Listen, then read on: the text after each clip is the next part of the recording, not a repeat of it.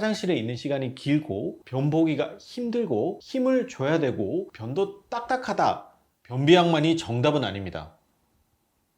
정답은 B입니다. 와, 설마 그게 끝이에요? 준비한 게 그거예요? 어때요? 이상해요! 이것도 이상합니다.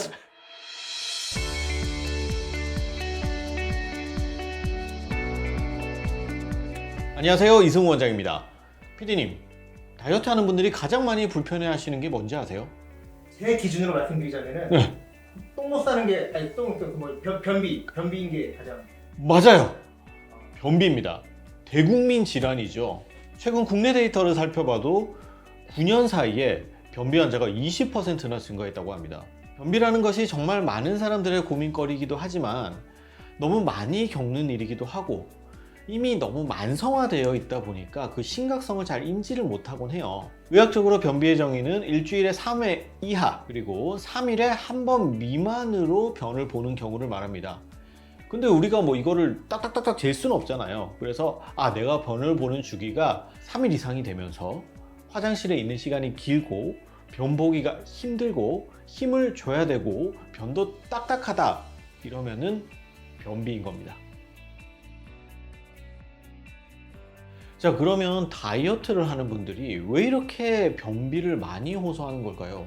자, 첫 번째는 당연히 식사량이 적어지니까 나오는 양도 적겠죠. 우리가 음식이 소화되는 과정을 보면 이제 물과 음식물들이 체내로 들어와서 위나 소장에서 이제 소화 효소들과 함께 섞이면서 영양분들을 흡수되고 나머지 이제 잉여들이 이제 대변으로 변하면서 장을 통해서 빠져나가게 되죠. 그런데 이 대장이 사실 중요한 기능이 있어요. 바로 수분을 흡수하는 거거든요. 그래서 가령 이제 설사가 있는 분들을 보면은 설사가 왜 나냐면은 대장에서 수분을 흡수하려고 하는데 얘네들이 그냥 초스피드로 슉 밖으로 나가버리는 거예요. 그러니까 대장이 흡수를 못하니까 대장이 밖으로 남아 있어서 무른 변이 나오는 거고요. 이런 설사가 지속되면은 우리가 계속 수분을 흡수를 못하고 계속 빠져나가니까 우리 몸은 물이 없겠죠. 그래서 우리가 설사를 할 때 치료 방법이 뭐죠? 수액을 맞는 겁니다. 혈액 속으로 이제 우리 수분을 보충을 시켜서 탈수를 방지하는 거죠. 말이 3000% 갔는데 지금 변비 얘기하다가 지금 설사 얘기로 왔는데 다시 변비 얘기로 돌아올게요. 그러니까 다이어트를 하게 되면은 먹는 양이 적어집니다. 예를 들어서 대장이 100g의 변이 모여야 변을 밖으로 배출한다고 계속 이렇게 인식을 하고 있는데 어느 순간 보니까 다이어트를 하면서 대장이 50g밖에 없어. 그럼 대장은 어떻게 되겠어요? 50g 절대 밖으로 안 보냅니다. 나머지 50g을 기다립니다. 그러면은 변을 보는 시간이 길어지겠죠. 거기에다가 대장에 가만히 모여있는 변은 가만히 있지 않죠. 대장의 기능이 수분을 흡수한다고 했어요. 그럼 변에서 계속 수분이 흡수가 되니까 변은 더 딱딱해지는 겁니다. 그래서 다이어트를 하게 되면 변 보는 시간도 길어지고 변도 딱딱해지는 거예요. 그런데 이거는 음식물의 섭취량이 적기 때문에 어느 정도 변비가 있는 건 어쩔 수 없습니다. 다이어트가 변비를 유발하는 두 번째 원인은 바로 스트레스예요. 다이어트를 할 때 생각보다 굉장히 스트레스 수치가 많이 올라갑니다. 왜? 못 먹으니까. 우리가 기본적으로 반드시 해야 되는 것이 의식주잖아요. 그 중에 식이 먹는 거잖아요. 먹고 싶은 걸 못 먹으니까 얼마나 스트레스가 높겠어요. 자, 스트레스를 받으면 어떻게 되죠? 우리 몸은 굉장히 예민해지고 불안해집니다. 자, 이거를 의학적으로 설명을 드리면 교감신경이 활성화되는 거예요. 그런데 우리 소화기관은 주로 부교감신경의 영향을 받거든요. 그런데 이제 부교감신경이 활발하지 못하다 보니까 우리 장의 운동은 느려지고 변비가 생길 수밖에 없는 거죠. 변비가 생기는 건 어쩔 수 없는 현상이긴 한데 이거를 최소화하려면 어떻게 해야 될까요? 첫 번째, 물과 함께 식이섬유를 적당히 섭취해야 합니다. 식이섬유는 우리 몸에 들어왔을 때 위나 소장에서 소화가 되지 않아요. 다이렉트로 대장으로 갑니다. 그래서 변의 양을 증가시키고 수분을 유지하게 만듭니다.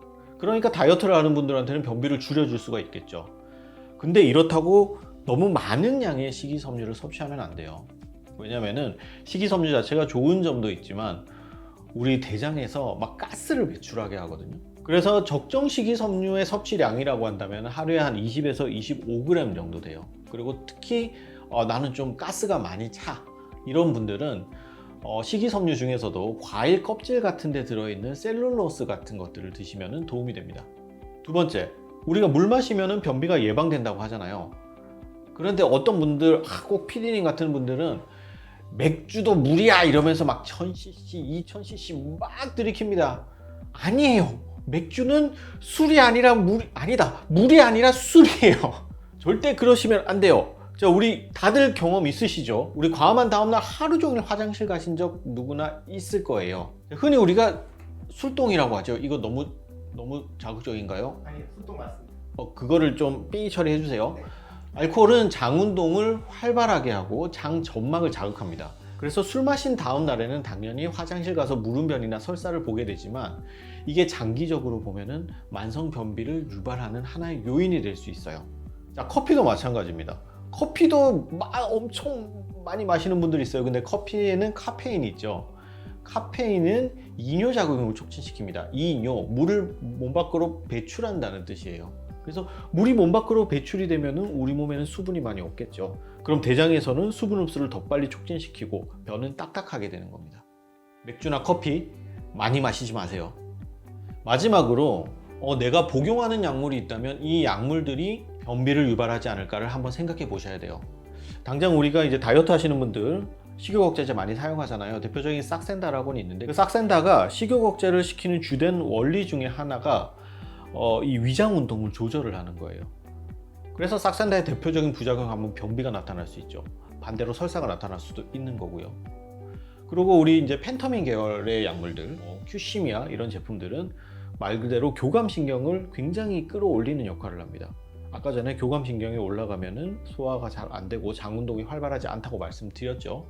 그래서 걔네들이 체중 감소를 해주는 역할, 음식을 적게 먹는 역할은 하지만 그에 따라서 변비를 좀 더 악화시킬 수 있고, 이 식욕 억제제 외에도 뭐 항우울제라든지 항고혈압제, 그리고 우리 빈혈 있을 때 먹는 철분제 있죠. 이런 것들도 전부 다 변비를 유발할 수 있는 약제들입니다. 자, 종합하면 다이어트의 때는 변비가 생길 수밖에 없다. 근데 이거를 최소화하기 위해서는 적당한 양의 물과 식이섬유를 섭취를 하고, 술과 커피는 되도록이면 많이 마시지 말고, 내가 복용하는 약제가 있다면 그 약제가 변비를 유발하는 약제가 아닌지 한번 유심히 살펴볼 필요는 있다라는 거예요. 그리고 마지막으로 너무 변비가 심할 때는 간헐적으로 변비약을 사용해 볼 수 있습니다. 변비약도 여러 가지 종류가 약제가 있으니 의사 선생님과 상담 후에 변비약을 복용할 것을 권유드리고요. 이 변비약은 어디까지나 간헐적으로 드셔야 돼요. 습관적으로 드시면 안 되거든요. 만성 변비의 가장 주된 원인입니다. 그래서 변비약을 복용할 때는 자신의 몸에 맞는, 그리고 간헐적으로 약을 복용하자라고 말씀드릴 수 있습니다. 다이어트를 하는 모든 분들께서 변비가 없어지는 그날까지 저는 쭉 유익한 정보 계속 드리겠습니다. 감사합니다.